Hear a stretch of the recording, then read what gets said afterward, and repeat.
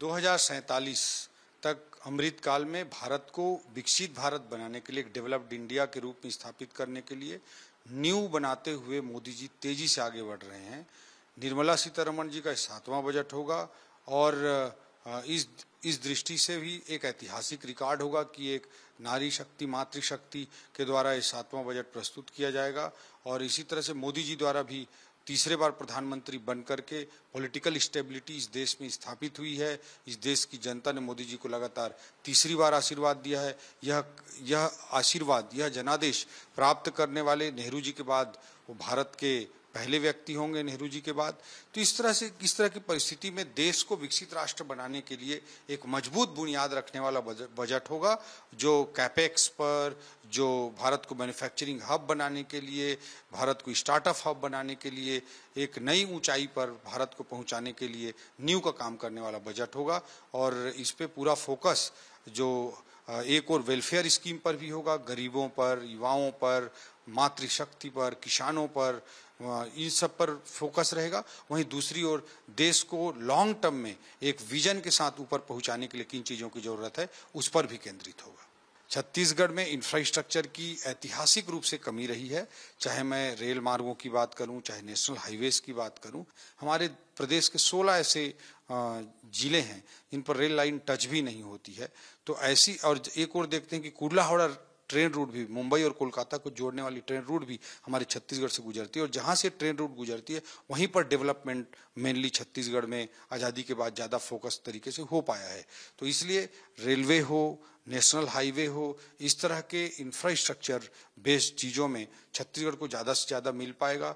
नागपुर से रायपुर और रायपुर से विशाखापट्टनम का जो रोड कनेक्टिविटी डेवलप हो रहा है भारतमाला के तहत, वो छत्तीसगढ़ जो एक लैंड लॉक स्टेट है उसके लिए वाटरवेज का एक नया रास्ता खोलेगा। और आने वाला समय वाटरवेज का होगा। जिस एरिया को इकोनॉमी में, बिजनेस में नई ऊंचाई प्राप्त करनी है, उसे वाटरवेज तक जुड़ना उतना ही जरूरी है।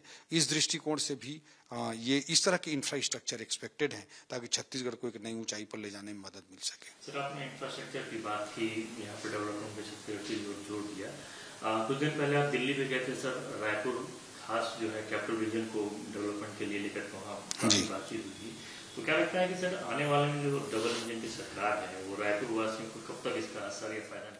देखिए, हम state capital region, national capital region की तर्ज पर स्टेट कैपिटल रीजन बनाने की दिशा में बजट में घोषणा करके आगे बढ़ रहे हैं। उसका अध्ययन वगैरह की प्रक्रिया भी प्रारंभ होने जा रही है।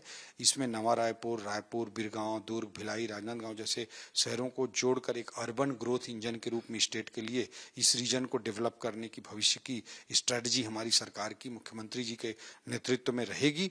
तो हमने ये रिक्वेस्ट किया है कि स्पेशल कैपिटल असिस्टेंस जो होता है उसके पार्ट में अर्बन डेवलपमेंट के इश्यूज को भी जोड़ा जाए, तो उससे निश्चित रूप से अर्बन डेवलपमेंट को ग्रोथ इंजन के रूप में इस रीजन को डेवलप करने में भी बड़ी मदद मिलेगी।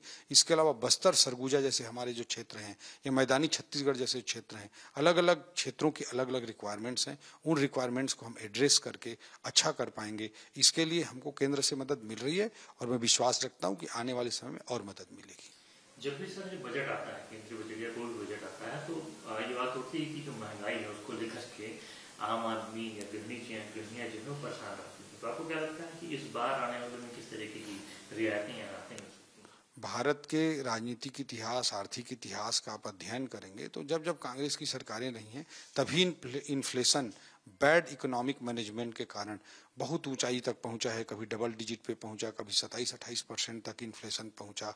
आपातकाल के समय में किस तरह के, उसके पहले 70s के दशक में किस तरह के हालात थे, रोटी कपड़ा मकान जैसे फिल्में बनती थी, किस किस तरह के गाने आते थे, महंगाई डैन खाए जाते जैसे गाने भी कांग्रेस के यूपीए समय में ही आए। तो इन्फ्लेशन आप हमेशा देख सकते हैं कांग्रेस के पीरियड में ही भारत के आर्थिक इतिहास में बहुत ज़्यादा रहे हैं। और मैं पिछले 10 साल 11 साल की अगर मैं तुलना करूं तो किसी भी पीरियड से इन्फ्लेशन का जो रेट है वो बहुत अच्छी स्थिति में भारत में मोदी जी की लीडरशिप में रहा है।